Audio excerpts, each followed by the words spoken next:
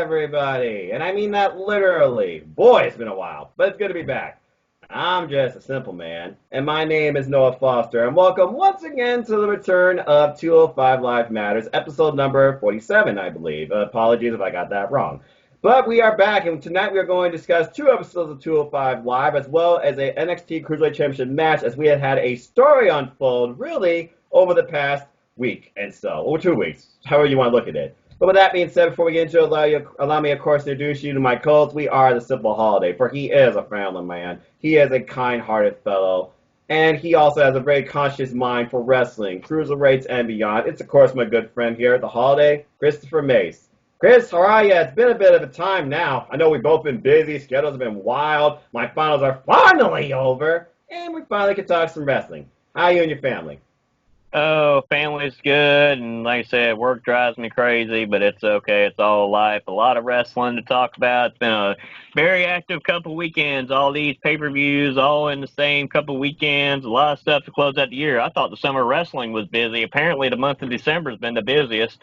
Yeah, wrestling's fall into winter. Man, can I get a break? Well, at least after tomorrow, we will get a break till Wrestle Kingdom, but we'll talk more about that later, but I digress.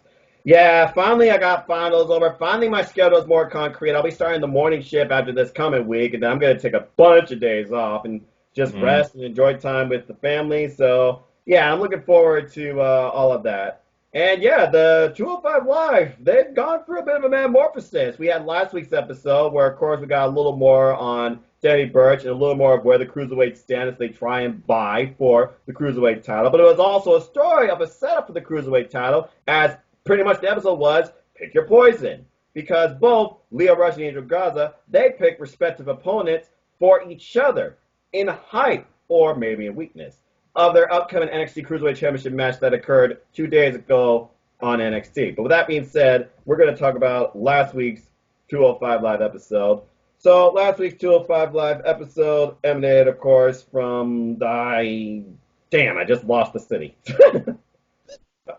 What was the city? I can never remember all these cities, but blah, blah, That's blah. a good name for the city. Damn, I forgot the city. That was what we're going to call it. From the parts unknown, we don't remember. Yeah, parts I know don't remember, because half the time I don't think they even put up the name of the city, and if they do, I'll be bloody shocked. But anyway, this was 205 Live emanating from insert your city here. Sorry, city. But then again, that city was quiet too, so that kind of like also. Yeah. It's like some cities you hear the noise throughout the show, then some cities they pick up towards the end, and other cities just crickets. This city felt a little bit like crickets to me. But it was a three-match show. Let's go ahead and talk about it. Our first match, of course, was Lio Rush's Pick Your Poison, as he picked Angel Garza's opponent. Who did he pick for Angel Garza? A guy that he's been in tag team matches with, a guy that shares similar cultural values and in-ring style with Raul Mendoza. And I thought Angel Garza and Raul Mendoza had a very nice competitive opener. But I knew these two were because, again, they're representing Latinos, they're representing Mexico, representing Lucha Libre. Both of them are NXT superstars. Both of them are high flyers. They're both charismatic, and they both have great in-ring presence. Now, truth be told, before Raul Mendoza has been incarcerated into the Cruiserweight division, I thought he was just a guy for enhancement like Cesaro. Compete against me! I'll put you over. I always lose. Ever since joining the Cruiserweight division, Raul Mendoza has had very strong momentum. Then you have Angel Garza, who of course is vying for a rematch. Now he's getting it, and he's trying to prove a point what he deserves, not only to be the Cruiserweight champion, but why he believes he should have 205 Live, because what Angel Garza wants, Angel Garza gets. So Chris, what was your thoughts on this opening match between Angel Garza and Raul Mendoza? Loved it. I love these matches when these two get together. These two are incredible. They got great chemistry together. Back and forth action. Like I said, it was interesting because it's pick your poison. So Lio Rush picked Raul Mendoza to face Angel Garza, trying to soften him up because we already know what was happening this coming Wednesday. He was going to get that NXT title match. So we already knew this was going to be what's in the future for Angel Garza and Lio Rush. So they're trying to pretty much soften each other up. So he picked Raul Mendoza. It was a great match, but like I said at the end, Angel Garza was able to win it with his wing clipper. It was, like I said, but it was a really good match, and I am really happy that Raul Mendoza is getting pushed now because, like you said, I felt like he was like the Cesaro. Oh, beat me! I'm here to make you look good. Beat me and put him on 205 Live. Man, he looked fresh coat of paint, a new change, and man, like I said, he's putting on some incredible matches. I'm glad he's getting this opportunity right now. I absolutely agree. And like I said, since NXT has now merged into 205 Live, or I guess it's really the opposite, 205 Live has now merged with NXT, it felt like a whole new refresh and uplifting for everybody on the brand, both OGs and both people in NXT who you thought were pretty much reduced to mid-Carter enhancement. Both these men, they set up fast and strong here. It looked like a bit of mutual respect at first as Rush, wants his ally to push him to the limit, okay? That's the whole reason why Riddle was put into this match, okay? Because we all know how much Leo Rush can't stand, kayfabe-wise, Angel Garza, especially after what he did to his family. What a show for her. Anyway, strong start here. Raul Mendoza gets the early advantage. He gets a lot of offense in. Again, a blend of speed and kicks, pushing Garza over the limit. At one point, Garza, he turns the tide, and of course, typical heel tactics. He slows momentum, but he also tries and garner a little bit of crowd heat, even though he's very charismatic. Tells the crowd, shut up! And at one point, Mendoza's speed, it worked against him as Garza capitalized, pulls his opponent's legs out from under him, sending him crashing under the ring apron. Again, Raul Mendoza and Angel Garza, they love using the ring apron to their advantage. And ouch, that pull down for Raul, that looked nasty. And then eventually we had a bit of a slow moment with a single leg crab, but pushing forward towards the end, of course, Garza, he loses the pants, and he also does shake my hand. He did go for the wing clipper once, and Maru Mendoza did fend it off. However, a standing Spanish fly from Mendoza, I thought he had him, really, because that was the closest near fall of the match. But, like you said, in the end, he caught him with a wing clipper, and so far, the wing clipper has been Angel Garza's ace in the hole. Nobody kicks out of it, and it was proven here, as Angel Garza wins, building momentum towards his match for the NXT Cruiserweight Championship. A very nice opener, and a very good showing for Raul. And again, you can't expect him to win all the time, but at least he actually is winning and being showcased. And he has had a pretty good record on 205 Live. But based on the story around here, the result made sense to me. Clean finish, too. Gotta respect that. Alright, our next match was... What the hell was this? Alright, okay. So, Tony Nese, he comes into play, but impromptu. Because apparently the Singh brothers, these two, I don't know what to think of them. But hey, it's better than, I guess, being Jinder Mahal's dummies. Yeah. One of the Singh brothers was supposed to face a jobber named Trent Newman. However, Tony Nese comes out and says, no, I'm going to do this. And it literally was what you think it would be. A squash of Tony Nese proving like he's the premier athlete. Literally squashing the guy, I think in less than 5 minutes. With a running knees for the win after just pulverizing the man. Any further thoughts on this match, or more likely, this whole dynamic between the Singh brothers and Tony Nese? You think they're trying to form a team here? Is Tony Nese trying to prove something to the Singhs and enlist them help, or is Tony Nese trying to prove something to himself? I think at this point, if they do pair these three together, I think it's going to be a horrible idea. I don't think Tony Nese needs to be paired with Singh brothers. I think the Singh brothers are fine on their own, just doing their comedy act and doing their bolly and all the stuff like that. They're entertaining, and they can actually wrestle when they actually have a wrestling match. They can actually perform and wrestle, which I will give them credit for that. Tony Nese is a phenomenal athlete. Like I said, he is the premier athlete. This man has been on fire for the longest time. Like I said, he's had his downwards, he's had his upwards, and at the end of the day, like I said, he can do this on his own. He does not need the Singh brothers. But for the storyline, I don't know. It's kind of interesting. I'm going to see how it plays out a little bit before I give it more of my thoughts on it. I want to see what continues and how this plays out. I completely agree. But, I mean, then here's the weirder part. Afterwards, Tony Nese destroys the guy. I'm like, okay, that's it. Singh brothers are wondering what's going to happen. The Singh brothers go in and impromptu set their own little match, further destroying the guy with the Bollywood blast, and one of the Singhs count the other Singh a pinfall, claiming victory. I'm not sure where this is leading to, or is this supposed to be their form of entertainment per se, but I'm going to give it the benefit of the doubt and see what it might lead to. Because again, this is the most we've seen out of the Singh brothers since being Jinder Mahal's dummies. Yeah. All right. Anyway, moving on from there, we go into our main event. Again, 205 Live, usually a maximum of 3 matches. I respect that type of card format because it usually ends around 45 minutes overall on the network. So our main event was Lio Rush, pick your poison, as Angel Garza picked Lio Rush's poison, and it was a first time ever one-on-one encounter with one of the latest newcomers to the 205 Live roster, the Governor, Danny Burch. Now, for what this match was, I knew that Danny Burch could not match Lio Rush for speed.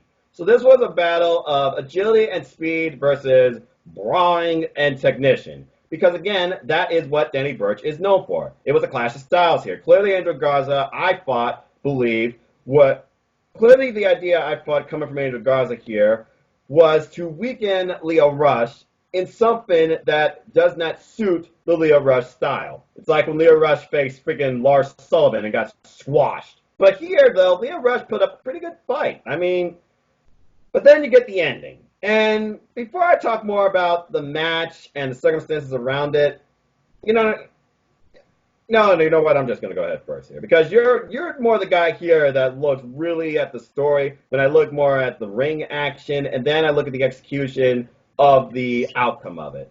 So, of course, this bout was initial respect, because right now Burch has no heat against Lio Rush, and Burch is a newcomer to 205 Live. He respects Lio Rush, he respects the champion. Burch took control after catching Lio Rush after an airborne maneuver with one hell of a shot, and then just ruthlessly ragdolling the champ around the ring, controlling the champ, onto the barricade, and then just brawling until Rush is grounded. Then we get a slow point of the match again, rest holds. Again, this is one of the weaknesses of 205 Live, when you have these rest spots and the crowd's just dead and you're not really getting the crowd some momentum or the crowd's getting into the match. But then the Governor, using his Smash Mouth style to stop any potential encounters. Lio Rush, he is shifty, crafty. The smaller guy could escape these submission holds. He tried. And again, he withstood the power, because again, it was a battle of power versus speed and agility. From Burch, all right? But finally makes his way to defeat, he kicks into high gear, because once Lio Rush goes from 0 to 100, he's hard to stop, hard to control. Using his innovative style, he gets everything coming out to him. He finally shifts the momentum to his favor. And then there was a little bit of back and forth here that I heard a little bit of the crowd get into, until the final hour was countered into a crushing headbutt, because Lio Rush executed the splash. And I thought, oh, wow, that's it. Near fall. But then Rush executes his little stunner, that springboard bottom rope stunner, the come up, to once again prepare for the final hour. His ace in the hole. But before we finally could get a definitive end of this match, who comes into play? This has been a while since this has happened on 205 Live, in my opinion, too. DQ finish. Angel Garza stops the match dead in its tracks, literally darting to the ring, pushing Lio Rush off the top rope, and removing Burch from the picture as well, because, of course, Angel Garza wants Lio Rush to himself, to weaken him, play more mind games, and weaken his opponent. What does he do? He friggin' wing clippers the guy, and then add insult to injury while Lio Rush is literally laid on the ring. He goes and grabs the Cruiserweight title, and he holds it, kind of caresses it, almost like tugging to it like it's his own woman. That was weird. But then you see awesome camera work by Lio Rush, kind of getting a little bit of consciousness, seeing what's going on, trying to reach for it, and they literally just play off this on commentary, led by Tom Phillips in English, till they go off the air. So again, this episode was truly about one thing and one thing only. A go-home hype for the NXT Cruiserweight Championship match next week. And who's going to go in as your favorite with momentum? Who's going to go in as your sympathetic, get-behind type of guy? Who's going in as the cocky heel? Now, I don't think it's anyone surprised that still Garza is the heel, Rush is the face, and again, we see here with even Rush's type of attitude, you gotta feel sympathy for him right now, because Garza is literally in his head at this point. So, as far as the close of this show goes, when I think about the story and play here and what it was about, and again, this is really the only way 205 Live doesn't go homes anymore, I thought it was okay. So, Chris, as a guy who's all about stories, and also you look at in-ring action too, take me through your thoughts on this match and the end. Makes sense. I don't like DQ finishes. Everybody knows I'm not a fan of DQ finishes unless it makes sense. This time it actually kind of did make sense because of the fact they were having a competitive match, and Angel Garza, who's already been using psychology, already been messing with Lio Rush, getting to his head, saw the opportunity where he thought Leo Rush was going to end up trying to pick up the win, going up from the top rope, and here he comes. He comes down there. He's going to try to go ahead and take him out. He knows his opportunity is on Wednesday. So what are you going to do? You already know the man's worn down. Like I said, you had a competitive match, but you've had time to breathe and refreshen up a little bit. He comes out there. He's going to make sure he's going to weaken Leo Rush as much as possible for their NXT title match. He is trying to weaken the champion so he can have an advantage in their matchup on NXT. And I think Birch himself, too, in the match itself, I think Birch is really adapting well to 205 Live. Yes, I love Oney Lorcan. I hope Oney Lorcan does come back to 205 Live. However, Danny Birch has similar styles as Oney Lorcan, and in the power versus the speed kind of a matchup, it's different storytelling, and I love the storytelling because it makes for a different dynamic in a match. It's not high flying matches. That's what Lorcan brought, was that power. So does Birch. So Birch being in this match with Leo Rush, I thought it was really well done. As much I said, I can't stand DQ finishes. Everybody knows that. But however, if it's to further build a story, which is what this whole show was about, was pick your poison, building into the NXT Cruiserweight Championship match on NXT, I'm acceptable of it because it is building to a story. And afterwards, like I said, Angel Garza rubbing that title like it's a woman. Okay, I know you like that title, dude, but, after what we saw later on in the week, man, you have a woman. You're good, man. You need to love on that title like it's a woman. I promise. So, okay, well. Either way, man, I thought it was really well done. And I do love the ending moment where he is loving on the title and you see Leo Rush barely slowly. You can see, he's selling the effects of what happened to him, just slowly crawling, trying to stop Angel Garza, trying to get back.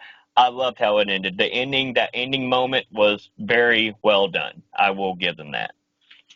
Yeah, I have to agree again. Like I said, this is really like 205 Live really bringing you to a go-home. That's really what it's about because 205 Live don't have pay-per-views, so their go-home is a Cruiserweight Championship match that takes place on NXT. So before we get into that, let's go ahead real quick and let's go ahead and grade this week's episode. As this week's episode had a theme of go-home, telling the story of who's going into the Cruiserweight Championship match with the most momentum, mentally and physically, I thought it was very well executed. I'm very confused on the Singh brothers Tony Nese angle, but this is one of those things where Tony Nese is trying to find his place. And beyond that, that was really the show. Danny Burch now with his second match officially under the 205 Live banner. I thought he had an impressive showing. He basically catered to his style, but he also gave a little bit of leeway to Leo Rush's style. So I thought it was okay, and as far as storytelling goes, that was definitely its strength for me this week. With that being said, I'm going to be generous and give it 3 3/4 overall. What about you? What would you grade this week's episode as a whole of 205 Live?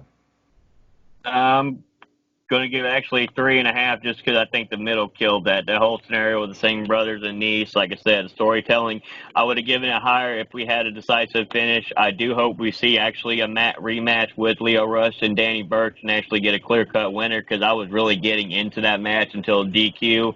Like I said, DQ storytelling made sense. But, I would have understood, too, also thinking about it, if he had done it afterwards, like as soon as Leo Rush hit the final hour again or tried to go for it again, or even something where there was some kind of shenanigans where somebody got the 3 count and then Angel Garza was right there and immediately attacked after the 3 count, that would have been fine too. At least we would have had a finish. But like I said, I'm giving it 3.5, like I said, but I understand from storytelling wise, this was definitely building up to what happened on Wednesday on NXT. Indeed. With that being said, let's go ahead and jump right into Wednesday real quick because that was actually double segue. The opening of this week's episode of 205 Live that occurred from, and I knew the city, Milwaukee, Wisconsin. Do you remember what happened that night in Milwaukee? God! Anyway, 205 Live this week emanated from Milwaukee, Wisconsin. Commentary, of course, still led by Tom Thubbs and in English. Tom Thubbs is okay. I'll take him over Michael Cole any day of the week. I don't care what people say. And this week's episode started with a recap of the NXT Cruiserweight Championship match from Wednesday. And here was the second bout in the same spot of NXT, the opener of the show. Mm-hmm. And boy, did it deliver again and more. Now, usually I'm the guy that goes first in these and the play-by-play and all that type of stuff. But you know what? Let's change it up a little bit because, again, you watch it like me. So I want you to give your in-depth insight on this match and your feelings on it. So, Chris, how was the NXT Cruiserweight Championship match between Lio Rush and Angel Garza 2 for you? It needs to be considered and talked about being a match of the year candidate. I thought it Damn. was really well done.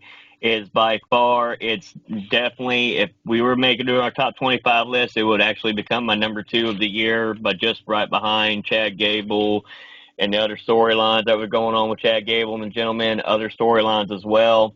Mm-hmm. This match was incredibly done. The storytelling here with the controversy in the first match, the story building up to it, what happened with episode 205 Live. This match was exciting. It was interesting. And it was like there were some moments like going, okay, Lio Rush Angel Garza's rolling out of the wing, and Lio Rush is holding onto his pants. You see a good close up. He's ripping off Angel Garza's pants. Some of the Just when stuff you I think saw there's was not. amazing. And it was interesting because it was an ending you didn't expect because Angel Garza, yes, he hit the wing clipper on him. But it was interesting because after that, he put it into a variation where he made Lio Rush tap out. That was the surprising part to me. I was expecting wing clipper, because I believe that was the second attempt, because I believe he got the first attempt, if I remember correctly. I may be Correct. going brain dead. We've had a lot of wrestling, folks. Tell me But about it. he kicked out of the first attempt, but he got it again. So Angel Garza, great psychology because he knew, okay, you kicked out of it once, I got a trick up my sleeve. I got an ace in the hole for you on that. And as soon as he hit it, putting him in a variation of it, keeping the hold on, but putting in a variation to make it a submission and tap him out. That was awesome. That was amazing. That was great storytelling, great psychology. Like I said, definitely has to be considered for a match of the year candidate. I don't care if you agree or disagree with my opinion. There's been so much wrestling, but definitely it's got to be in consideration for match of the year candidate. I mean, it's hard to argue with what we got. And again, they stepped it up. All that, my friends, does work in the Cruiserweight division. You knew from the very first bout, as soon as they started the introduction, Lio Rush, he was going in there for one thing and one thing only. Kick Garza's ass. From everything, with the mind games, to insulting his family, to just what happened on 205 Live the previous friggin' Friday. You knew Lio Rush was going in here emotionally driven. Emotion could be your ally or it could be your downfall. And for part of this match, emotion played against Lio Rush. Because again, the mental games continue. The man of the hour was fired up, and Garza, of course, controlled the match. He knew he was in Lio Rush's mind. He was constantly reminding him of that. And Garza somehow found a way to kick out of the come up. Not to mention counter one come up. What I really thought was interesting at one point, he had him in an electric chair position, and literally Lio Rush came down from there on the bottom rope with even more momentum off it and did an even bigger come up on him. And just when you think he's about to set him up for his final hour, no, he counters that first one. Then he finally hits the final hour. You think he's going to win, and Garza, I don't know whether, you hear this whole thing about wrestling instinct, right? That had to be what happened here because he literally slowly graces out of the ring as Lio Rush tries to grab him and literally slowly rips the pants off of Angel Garza. When I just think there's no other crazy way you can rip off a man's pants in wrestling, you do that. At least That it was wasn't brilliant. powerbombing fans. Well, I thought that was the ace in the hole. Here we got literally, I thought he was literally pulling the pants off him. No, just literally, No. just rip off. Anyway, coming off that, allowing him to slip out of Rush's attempt at a pinfall upon the power. Garza, he finally gets back in the ring to catch Rush knee first during his final hour. And literally, we go towards the end of the match, and he gets him in the wing club. I'm like, that's it! New champion! No, he kicked out, and Garza couldn't believe it. He was apoplectic. So what do you do? You go off the first match. You try to do a super wing clipper. No. He immediately capitalizes on it, just stays in the center of the ring. He grabs him into a freaking double underhook full Nelson into, we need a very name for it, wing clipper, submission, ragdoll him like a reverse master lock, and you visibly see Lio Rush tap out. That was a brilliant evolution in Angel Garza's playbook, as well as this feud in this match and this feud ending. Now, I talked to a few people, and they're thinking that, why would you change the title this quick? Okay, I get it. You maybe want to see a 2 out 3 falls match. You maybe want to see this on a takeover. You only can carry a feud for so long before it starts wiring out. They have done everything they can to each other to build this and to mess with one another across 205 Live, NXT, even an NXT TakeOver pre-show, if you saw what happened after Angel Garza and Isaiah Scott swerve. And it would not surprise me if that's the next feud to build after this. The bottom line, I thought this was a great story as a whole, a great feud as a whole. Lio Rush was a great champion in this new inauguration of the Cruiserweight division, now fully under NXT, and I'm glad Angel Garza won, and I loved this match. Which brings us now into the evolution of 205 Live. As you can tell by the new opening, we have a ton of Cruiserweights coming in from NXT. As you saw, Isaiah Swerve Scott, you still see the OG of Tony Nese, R.I. Daivari, Jack Gallagher. You now see Danny Burch in the opening. You now see Raul Mendoza in the opening. So obviously they are changing up the Cruiserweight division for the better. We still know where Jack stands, though, since that tweet I'm done, but that's another story and another thought for another day. So we get into our show, and we start with a match of the OG versus NXT with R.I. Daivari and Raul Mendoza. I'm pretty sure these two have faced each other before one-on-one, or maybe I'm just thinking of how many times Isaiah Swerve Scott faced Arya Daivari, and they traded victories. But regardless, I thought this was a pretty good opening match, and of course, Arya Daivari, a little bit, I think, of 50-50 booking, because I'm pretty sure they faced each other before one-on-one. Arya Daivari did pick up the win. Oh, wait. No, excuse me, I'm sorry. Raul Mendoza picked up the win with the most dangerous move in professional wrestling for 2019, the roll-up. I thought that was weird. He didn't do that weird swing around finish. He didn't catch it with a splash or a kick. He literally just caught him with a roll-up after it looked like Arya Daivari and him were jogging for position. I think Arya Daivari at one point wanted to go for his hammerlock lariat, which is twice. which is very well executed, by the way. And of course, Arya Daivari, I still think he's the best heel on 205 Live. He still guards the crowd heat. He tried for his person splash, ended up crashing. Super kicked the man in the face, and Raul Mendoza just showcasing a fury of kicks, strikes, and speed, even asking for more from Arya Daivari. I thought it was a good opening match. So with that being said, before we move on, Chris, any further thoughts on this opening match or Arya Daivari and Raul Mendoza? Everybody knows I love Arya Daivari as a heel. Everybody knows that. Who's watched this show and seen me on here with you many times. They know I praise Daivari for being such a great heel. This match was well done. Like I said, Raul Mendoza, like I said, is going to be a future Cruiserweight champion sometime later down the road. He is incredible. In this match, he looked good. He looked good, too. Yes, I love to finish this match, like I said, because this could build to another matchup. I would like to see these two. Like I said, Raul Mendoza can wrestle anybody. And that's what I like. He is that perfect utility wrestler, just like Cesaro is, except the difference is Raul Mendoza is getting an opportunity. Because what we didn't talk about, he did get another win on NXT on that Wednesday night as well. Oh, now that's he's right. getting another win here. And then he's getting a win here. So, therefore, they are building him up for something. Now, what is going to happen later down the road? We will have to wait and see. But, like I said, I'm interested. Like I said, I'm hoping Daivari sometime later down the road gets into a feud, gets another shot at that title. Because, like I said, at some point, both these guys at some point are going to get a run with this title, hopefully sometime soon. Well, considering Arya Daivari been on the brand since episode 1, I feel like he's long overdue. And as far as Mendoza, and based on the direction of NXT and his momentum, because you're right, they did bring up the fact, even with Kushida's help, he did pick up a big win over Cameron Grimes. You're right. He's got to be getting set up for, I think, a Cruiserweight no one contendership match. But with that being said, as we talk about Cruiserweight wrestling and the Cruiserweights, we also talk about another, finally, I've been waiting for him, new addition to the 205 Live division and the Cruiserweight division as a whole. That's going to get annoying after a while. Joaquin Wilde, the former DJZ, former Impact Division champion, finally made his in-ring debut on 205 Live. Chris, what were your thoughts on his debut, and what do you hope to see from him? Wow, like I said, they told you the story about him and everything, what happened to him, and it's like I said, it's a miracle that he is alive, and that's a miracle in its own right that he is alive and that he is able to come back and be in this match. So it's incredible story here with that, and that's momentum to build upon that as well. And he looked great. I remember him in TNA. I remember him being the X Division champion. He can go, and this was a great showcase for him. And like I said, I hope they do take their time with him a little bit, let him get back in the groove of things, and we're going to see a lot more to come. I would love to see him versus Isaiah Swerve Scott. I think those two would tear the roof off on 205 Live.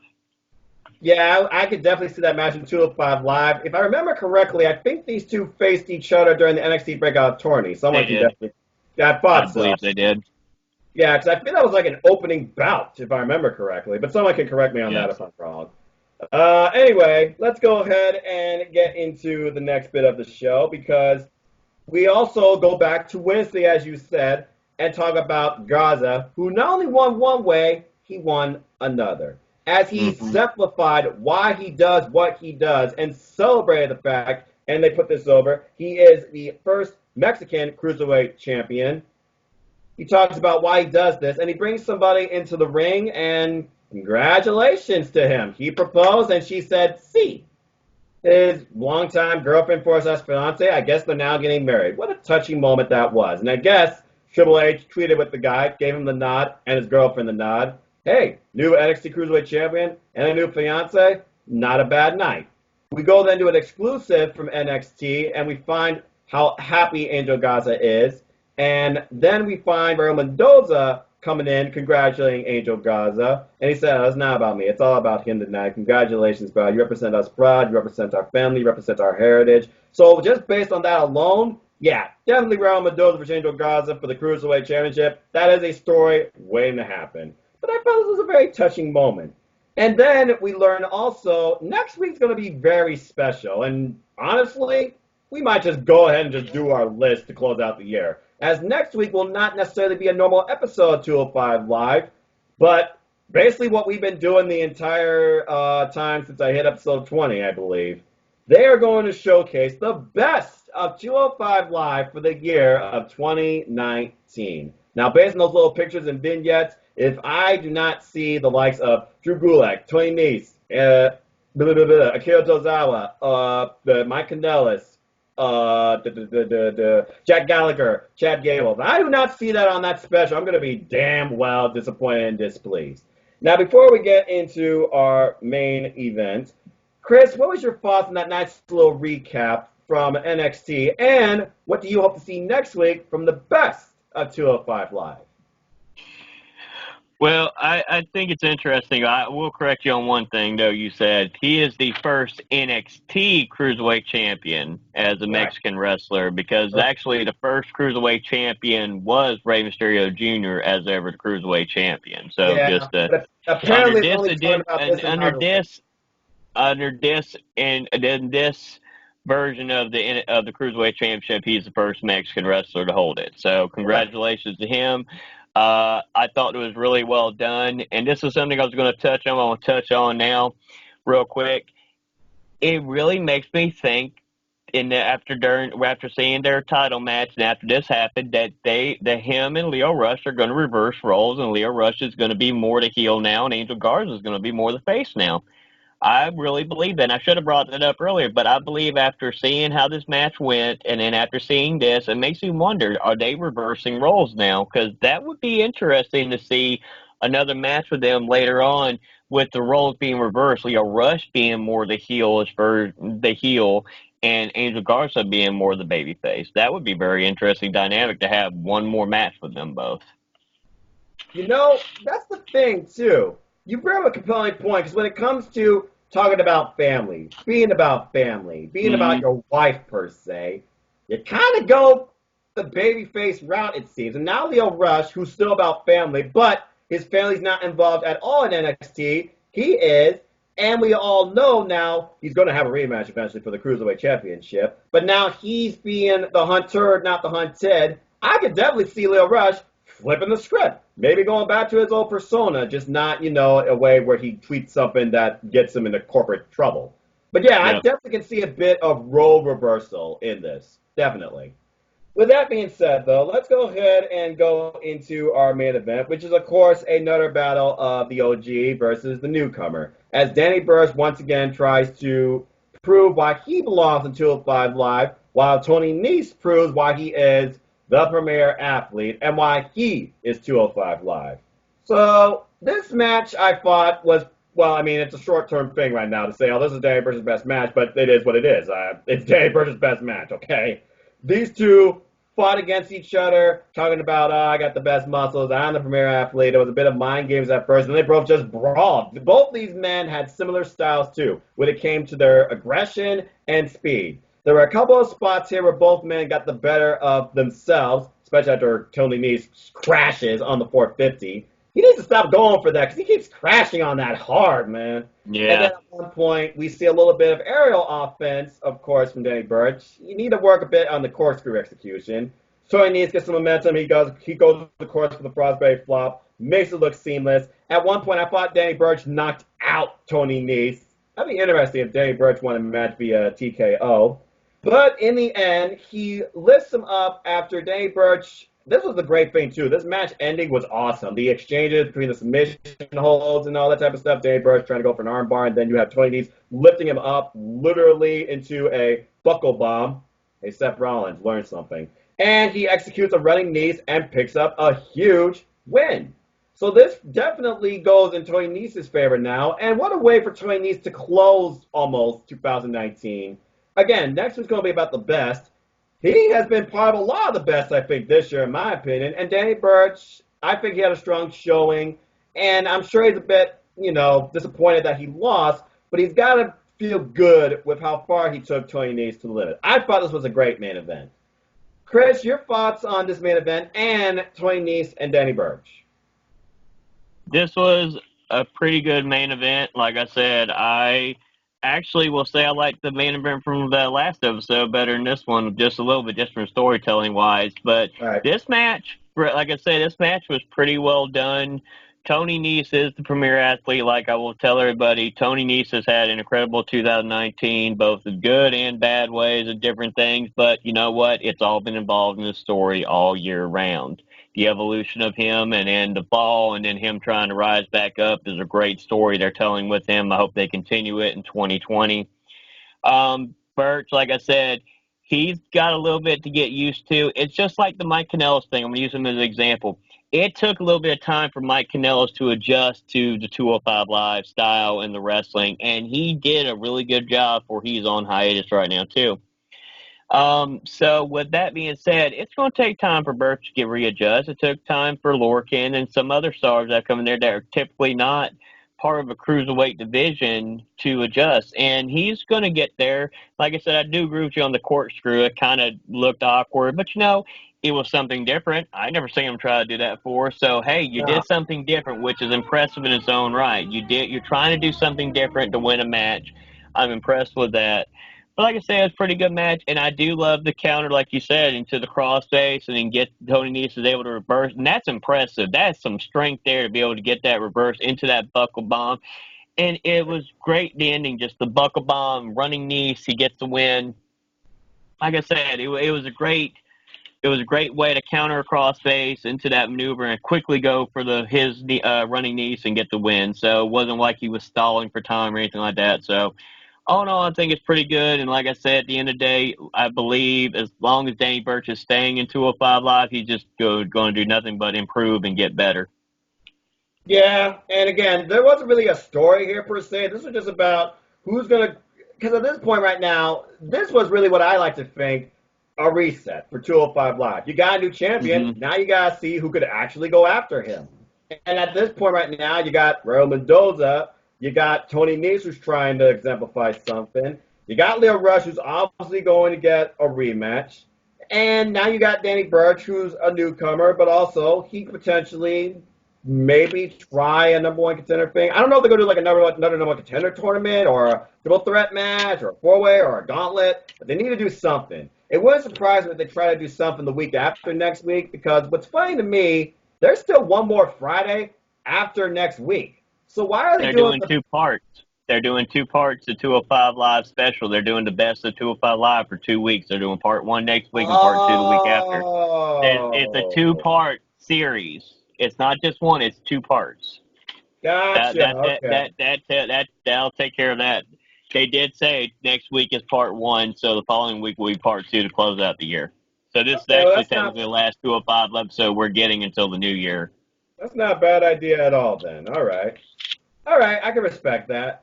All right, so with that being said, as we always do, we like to grade the 205 Live episode as a whole because, in my opinion, it matters as a whole and tries to tell something as a whole. As you define your roster, we had a debut, we had a nice main event, and we had a compelling opener, which also you're talking about Cruiserweight Championship has changed. Who could contend for it? As a whole, I thought this was another good episode. Also, the whole squash bit in the middle with Joaquin Wilder bringing in his he had don't do too many air horns though. That was the only thing that really annoyed me here. But I like his finisher, the wild thing, which is literally like a pop up double drop kick to the jaw, and then you just literally fall over into a cover. I think that's Mm-hmm. very clever. And it's for that I'm actually going to be a little generous with it, even though the air horn thing annoyed me. I thought Ara Davari and Raul Mendoza, it had an interesting dynamic at the finish because it wasn't like the finish, like, oh, I caught you in a roll up. It's like, roll up, we're going to do this again. This was a good episode, but it was pretty average to me. 3.5. Chris, what would you grade this week's episode of 205 Live? I'm agreeing with you. I give it 3.5 too for pretty much the same thing. I'm glad that he was able to make his debut. Like I said, that was crazy what happened to him, and I'm like I said, I'm thankful. He was truly blessed because he was able to survive that and actually get to come back, and that was an amazing story. And like I said, the opening match was really good to me. Like I said, I think they're getting ready to build up something big for Raul Mendoza. I'm just not sure what yet, but we'll have to wait and see. In the main event, like I said, Birch is going to get better. He has the tools. He will get better. But my only critique with Birch is if you're not comfortable doing high flying stuff, I know it's something different. Just stay to being the brawler and a mat technician because he can do that very well. I completely agree. It looked like he was trying to do the similar corkscrew to only Lorcan's corkscrew, which again was not that great, but at least he got more momentum off it in distance. Danny Burch barely cleared the top rope, And and Lorcan's got more height on him too. which also helps. All right. Yeah. So with that, I thought that between this week's episode, last week's episode, and the NXT Cruiserweight title match, it was a good story as a whole. We're now in the reset status. We'll see what happens with the Cruiserweight division now in 2020, because as far as I'm concerned, it's a new beginning. As we always do, let's go ahead and talk about some simple stances, where we just talk about fantasy book, critique, analyze, and review and assess anything about the Cruiserweight division. So with that being said, Chris, what's on your mind in Cruiserweights? What do you want to talk about tonight in Simple Stances? Well, with something we didn't bring up on our review of the episodes is that we didn't bring up about the tweet that the gentleman Jack Gallagher did talked about where he's pretty much said he's done.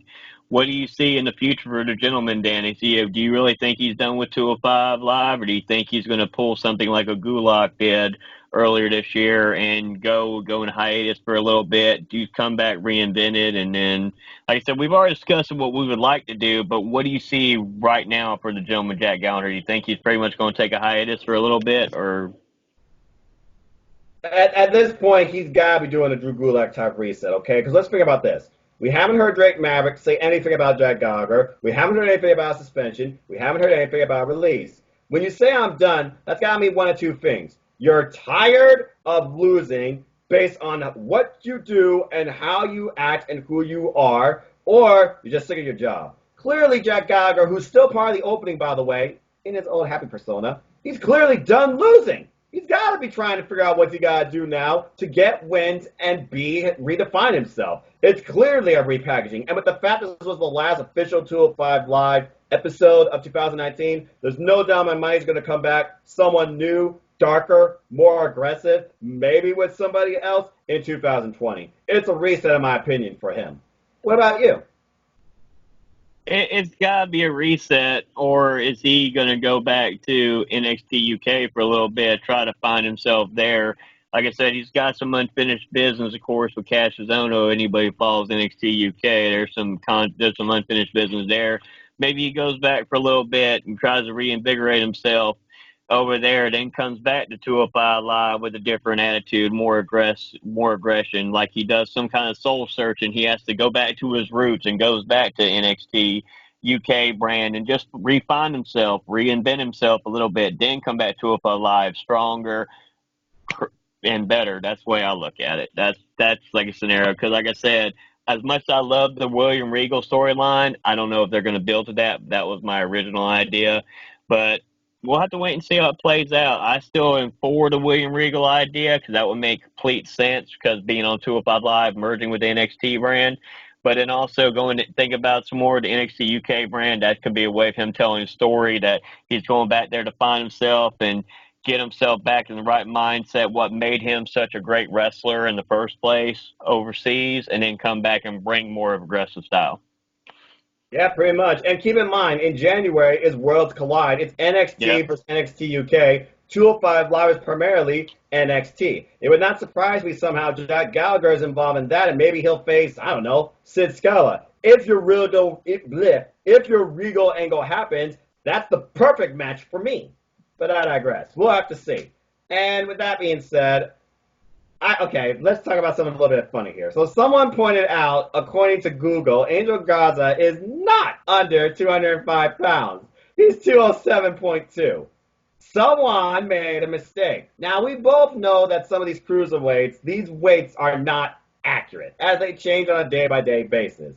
There's no way, in my opinion, that everybody on 205 Live is 205 and under. Someone's got to be at least 1 or 2 pounds heavier. So with that being said, I just want to go out on the limb right now and talk about who do I think the Cruiserweight division added because of their athleticism, not because they were under the weight limit, or who should be added that might can pass for 205, but really isn't. So Chris, my question to you is this. In 2020, clearly it's a reset for the Cruiserweight division. They're not going to rename their show 205X Live. Of course, that would open up a lot more possibilities, and I think that would be cool. But who would you like to see who's not technically 205 and under, but maybe just about added to the 205 Live roster? This may be a surprising one, and it's just because of history at this point. I've already said Rey Mysterio, so I'm not going to beat a dead horse into the ground with that suggestion. How about AJ Styles? Listen, though, former numerous time X Division champion in TNA. Like I said, that man still has the ability. He may not do the spinal tap no more, except for very rarely when he breaks it out. That man's still athletically gifted. Like I said, could he pass? Is he plausible for the 205? Yeah, you're going to suspend your suspicion of disbelief. That's fine, but that man can perform still. At 41 years old, he can still perform, and he could really help elevate 205 Live and be part of that NXT branded 205 Live as well. That would be a great addition. I love that. Considering AJ Styles has competed now in NXT, he probably loved it, even though it was like impromptu type tag thing with the whole brand invasion, brand supremacy, blah, blah, blah type angle. And I wouldn't mind seeing him try and contend for this title or raise it up. And according to this, let's see what they say AJ Styles' weight is just for fun. Because, oh yeah, he's 218 pounds. Does he look 218? It's all about perception, per se. I know we talked about Finn Balor. I know we talked about Johnny Gargano. With the Cruiserweights being more involved in NXT, I wouldn't mind more inclusion of them towards that title. But in my opinion, you just need to bring the Cruiserweights into NXT towards the North American Championship picture. And that's why I got to say, Roderick Strong. I would love to see Roderick Strong go after the Cruiserweight Championship and add more gold to the era and make that title undisputed. Because one of my goals or optimisms for 2020, I want a brand new Cruiserweight Championship that's not on purple leather. I want black and gold, what NXT is about. Truly make this about NXT. Bring that title to the forefront. You've already made it a great opener for NXT. Let's bring it towards TakeOver. I would take this even in a TakeOver pre-show because at least these pre-shows, they treat the freaking Cruiserweights right. Angel Garza, Scott Swerve making history. That was a hell of an opener, even though they had to Yep. walk through all that staging. So yeah, up top of my head, Roderick Strong, definitely.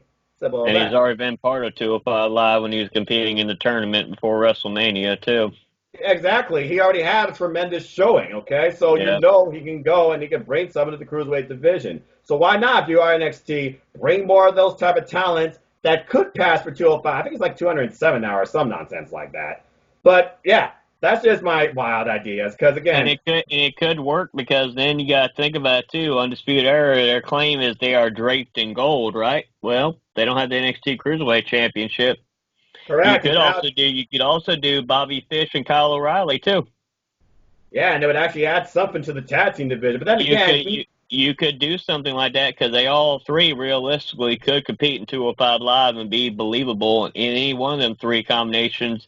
Any one of those three could compete and actually win the NXT Cruiserweight Championship, and then you could truly say you are draped in gold because now you have one title that's eluding you that you're able to get, and it is that NXT Cruiserweight Championship. Well, why not? It would make sense to me. You're saying you're draped in gold. Yes, you're draped in gold, but however, there's a new title out there that you don't have yet in Undisputed Era. yeah, that's very true. And again, he has competed once, but he still competed under the 205 Live banner. And if you make a new Cruiserweight title, why not become Roddy Two Belts? I mean, with Velveteen Yeah, Dream now, make it more like they made a new Intercontinental title. Won't we make a new Cruiserweight Championship? That'd be great. just don't make it look like the Progress Championship and make it matter. Think about this, okay? The IC title was the workhorse title. It led towards the top title. It's not even on this C-rated pay-per-view tomorrow night. Just saying. We're not All talking right. about that. We got another pay per view to talk about later that actually was really good. So let's not talk about that pay per view yet. Good point, sir. Okay. Usually we do like 3 to 4 of these, so I'm going to throw it to you if you have one more thought. Anything else in your mind as far as circumstances?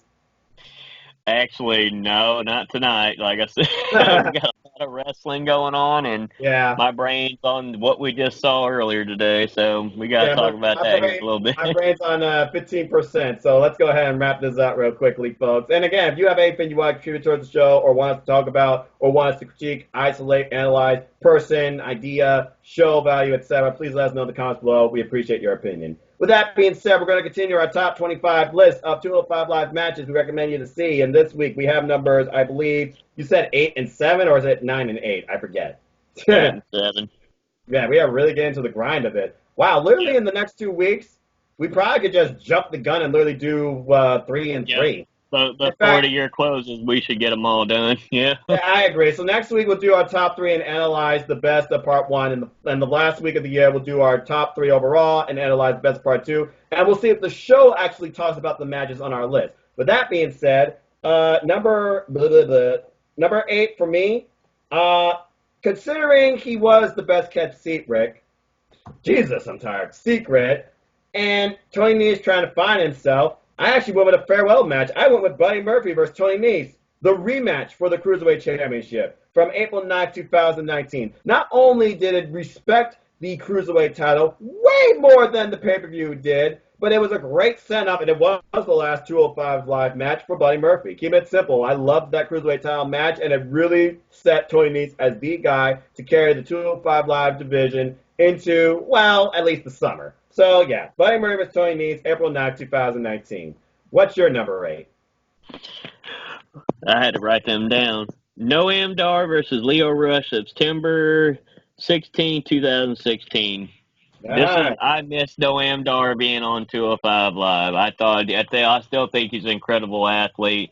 This matchup with him and Leo Rush, like I said, this storytelling here was really, truly amazing. This was a great match. It's definitely it's in my top 10 list because I could sit down and rewatch this match and be thoroughly entertained with it. And if I can go back and rewatch this match a few times, then I'm thoroughly entertained with it. So it's going to be on my top 10 list.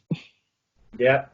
All right, let's go ahead and crack into number 7 then. Lucky number 7. We'll see if this matches. I'll let you kick it off. What's your number 7? Rick Swann versus Tony Nese, January 10th, 2017. All right. This was a build-up to getting ready because we knew that Rick Swann was going to be getting ready to face who we all call the Bastard Pac now, but he was known as Neville then. Yeah. And this was a pretty damn good match. Like I said, I always have liked Tony Nese, so you could see, you knew he was going to be something great, and he had a great showing here, but you knew it wasn't his time yet, but you knew somewhere down the road he was going to get an opportunity. I'm glad we were right on that. He got his opportunity to be Cruiserweight champion this year, so this was a great showing. This was a great match, and of course, Swan winning, of course, because they were building up to what happened with him and Neville. Yeah. Hey, Rich Swann, he seems to be doing all right where he's at, even though he's not a champ, but I guess he's contending for tag gold at Hard to Kill. I might do predictions for that. We'll see. I mean, it's 2020. I will. And hell, man, I'll do a simple prediction wrestling fan. That'll be one of my new trends in 2020. Stay tuned for a YouTube channel update. Anyway, let's see. So my number 7, he may be done, but I remember when he wasn't. He's no longer on the show. But hey, he exemplified why he deserved a Cruiserweight title match from the close of this feud that carried over weeks. It was the finale of their feud, and I believe it was a number 1 contenders match. My number 7, Jack Gallagher versus Humberto Carrillo from May 28th, 2019.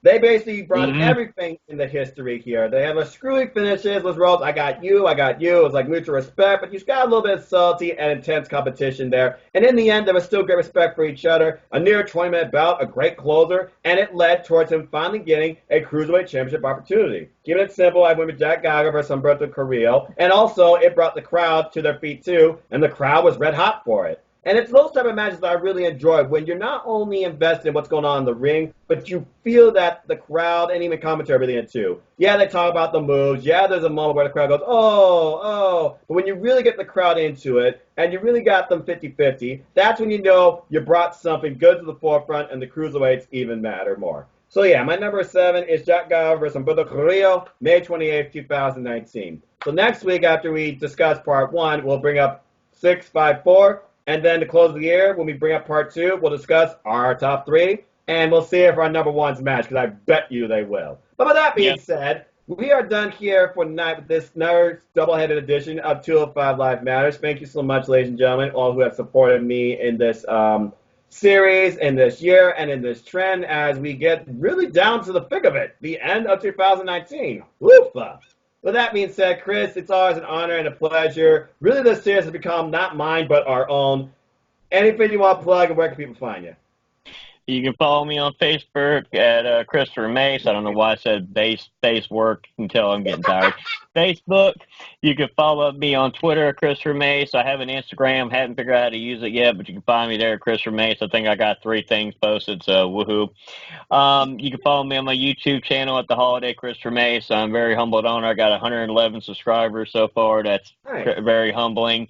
And I wish we had done a show last week just because of the fact it would have made really awesome sense, because I had a really awesome theory, so I'm going to tell you real quick as I plug this. At one point, I was at 103 that night on Saturday night, and you were at 102, so I was going to interrupt saying it was going to equal 205, because that would have been awesome to get the because it equaled 205, and that was perfect. But Seth, I got to do it this week, so I was happy. I was just trying to explain that funny little tidbit of a story. That's brilliant. But like I said, very humbled and honored by that. Stay tuned, because we will be, me and the Simple Man here will be doing a NWA Into the Fire review about what happened earlier tonight. So we will be doing a review of that. And until then, like I said, as we're getting to the end of the year, like I said, I'm going to be slowing down my channel just a little bit to relax, enjoy family, and then we'll pick back up in 2020. We've had a lot of wrestling, especially in this month of December. Yeah, I can't believe how much we've had in December. It's been insane. In January, it's going to be even nuts, but at least we'll get like a 2-week braver. Always a pleasure, man. Thank you. And with that being said, folks, you want to know more about me? Know this. I'm just a simple man. And the mat is sacred. But I also am a lifelong fan of wrestling. So if you want to talk to me about anything wrestling, the Five Wrestlers WWE, or NWA, or Ring of Honor, or Impact, or AEW, or New Japan Pro Wrestling, or Independent Wrestling, support Independent Wrestling, folks. Look me up on Twitter. NoDQ.com/notation, my Twitter page. I have an Instagram. I talk wrestling there, bring wrestling there. I give you a hello and a bunch of other stuff too. And Foster1916 on Instagram. Follow my little YouTube channel at youtube.com/user/NoFoster210. You are here. Congratulations. Appreciate you. Please hit the bell, hit the subscribe button, so you know when the next video goes up on my channel. You'll find all sorts of wrestling content here, reviews, recaps, takes, discussions, humor, top 10s, bunch of other stuff, etc. Coming up will be a top 10 NXT TakeOver matches of 2019 for me, in my personal opinion. And then I'm going to take it slow as I prepare for Wrestle Kingdom 14 with Team NDQ. And I'll also be talking about the leagues as well and how you all can participate too if you want. And as always, support No DQ. That's the reason I'm in YouTube, for Evan Dead's the No DQ family. Buy a shirt, buy a tapestry, sticker, mug, just do something. Do it. NoDQ.com/merch takes you to their site. Follow my social media platforms. Your opinions matter. There's a comment section of everything. Polls, columns, memes, gifts, reviews, recaps, sexy female pics. You name it, it's there. Primarily wrestling, WWE with a little bit of AEW and independent wrestling. Please follow my Facebook group, hashtag 205LIVEMATTers. Activity there may be slow, but hey, it's still there and it always has a golden glow. Because it's about cruiserweight wrestling and, mutual respect for our opinions on it. And content we post, that's all about wrestling too. And as always, I like to close. Support your wrestling outlets for big and small. Let's keep growing this incredible, diverse, unique, elite, unscripted, uncensored, authentic, realistic wrestling community together. Simple as that. With that being said, thank you again for tuning in. Please like, share, subscribe, comment, tell your friends. Let us know what you enjoy. Enjoy life, enjoy wrestling, enjoy the holidays with your family, and take it easy. I certainly will after tomorrow night. Tomorrow's never guaranteed, so treasure every moment you have. And until the next video, whether here on YouTube, somewhere else on Instagram, or in the internet, on his channel, my channel, someone else's channel, you never know where I'll pop up. Take care, and until next time, I hope you all always have a good night. Have a good night, y'all. And remember, as we close 2019, I may even make a shirt on this. I thought about it. I don't know yet. 205 Live, now, then, and forever, will always matter. Always. Indeed. And Funaki will always be SmackDown's number one. I always appreciate Funaki. Bye, everybody. Happy Good night, holidays. everybody. Yeah, Happy holidays, y'all. that's it. My voice is gone.